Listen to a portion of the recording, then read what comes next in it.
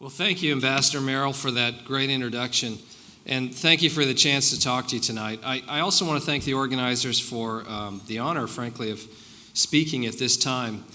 You know, one of the things that's always difficult, particularly in Washington, is to give remarks after dinner instead of before, and so let me say this was a terrific honor. As a matter of fact, I was sitting there as I was thinking about coming on stage, and I thought of Sir Winston Churchill once observed, actually, the three hardest things to do in life are to climb a wall, which is facing towards you, to kiss a girl who is leaning away from you. Personal experience, I can say that it is hard. And thirdly, to give a speech after dinner. And so it's a terrific placement to be here before dinner. And also to be with this group at this particular time. The U.S. relationship with Indonesia is just a very important one. We have had our opportunities, and Ambassador Gelbart and others over the years have toiled in those vineyards, or Bob Blake, who invited me here to speak. And we've had some successes, but I think at this particular moment we have an opportunity between the United States and Indonesia to craft a relationship that we hope can continue to grow and mature as we go forward to a new level that we have not yet attained. I want to say also in welcoming, first of all, it's an honor to be with Minister Luhut Panjaitan. Sir, thank you for the honor to be with you here at the table. Also want to recognize Minister Rudiantara, Minister Sri Mulyani, and thank Ambassador Pakani and Chairman Yoho for giving me the opportunity to be here. Some of you traveled very far to be here, and welcome to Washington at a very interesting time in America's history as well, I might add. And I understand the appropriate Indonesian greeting for welcome is Selamat Datang. So welcome to Washington, and thank you for giving me the chance to spend the time with you and the U.S.-Indonesia Society, and thank you, Ambassador, for hosting this gala tonight. The United States is very proud to share the strategic partnership that we launched with Indonesia that President Jokowi really launched when he visited Washington in 2015. Of course, many folks have worked on the relationship before that time, but that's when we've tried to create this strategic partnership that we hope will grow to a new level. The partnership really reflects all that we have in common as the world's second and third largest democracies. We have diverse, pluralistic societies, and it was terrific to see some of the evidence of that diversity in Indonesia's society in the dance we had the opportunity to witness earlier tonight. One of our colleagues was mentioning to me the challenges that Indonesia faces in creating a common vision of the country and bringing integration. We certainly face that same challenge here in the United States, and I think it's a reflection of the diverse, vibrant societies we have. And while we've got certainly a very vibrant, loud democracy underway as we speak in Washington, I don't think we should shy away from that. We're going to have those debates, and that's part of the strength of the fabric of the society, that we can have that diversity and have the difference of opinion openly expressed. Now, consistent with our shared values and through mutual effort, in collaboration with organizations like USINDO and others, we continue to deepen our cooperation across defense, economic, and socio-cultural interests. On defense issues, I'm proud to say that we've broadened our cooperation in some very important areas. On counterterrorism, the United States is committed to continue its close partnership with Indonesia and other ASEAN member states to prevent ISIS from gaining a foothold in the region. And I look forward to a day when people like myself don't spend a large portion of our day concerned with how do we counter and defeat ISIS and the ideology behind that. And to have a partnership with Indonesia is very important to our nation as we go forward. We support regional cooperation and collaboration.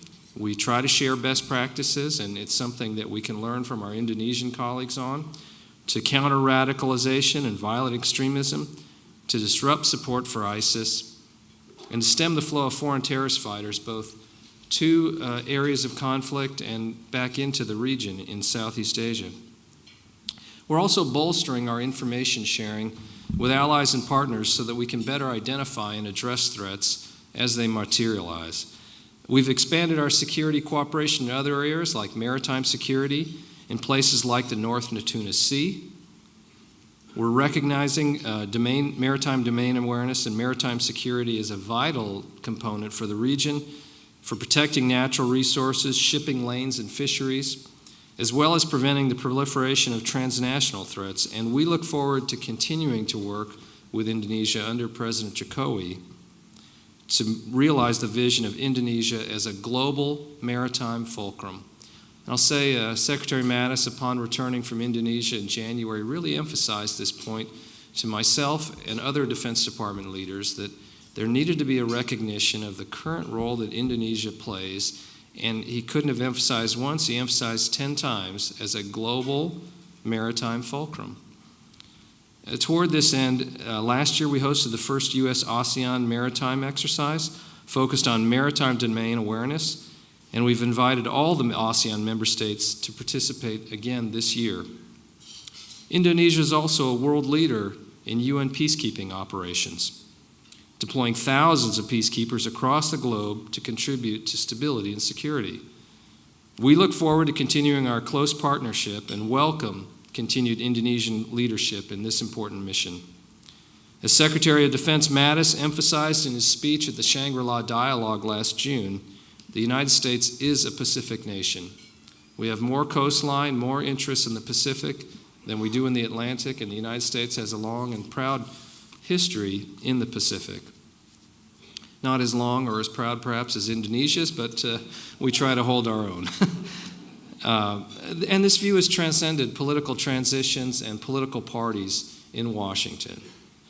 We are now, have always been, and will continue to be committed to maintaining security and stability in this very important, all-important region. The Trump administration has consistently demonstrated this commitment since taking office, and Secretary Mattis alone has traveled to the region 4 times since taking office. So let there be no doubt about the U.S. commitment to the region or our desire for a stronger partnership with Indonesia. It's very exciting to see the level of exchanges and the level of engagement that we have beginning to grow, but we realize there's so much more that we can do together.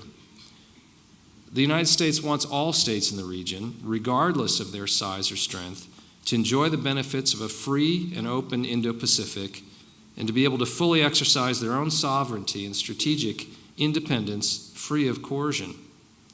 Our vision for the Indo-Pacific excludes no nation.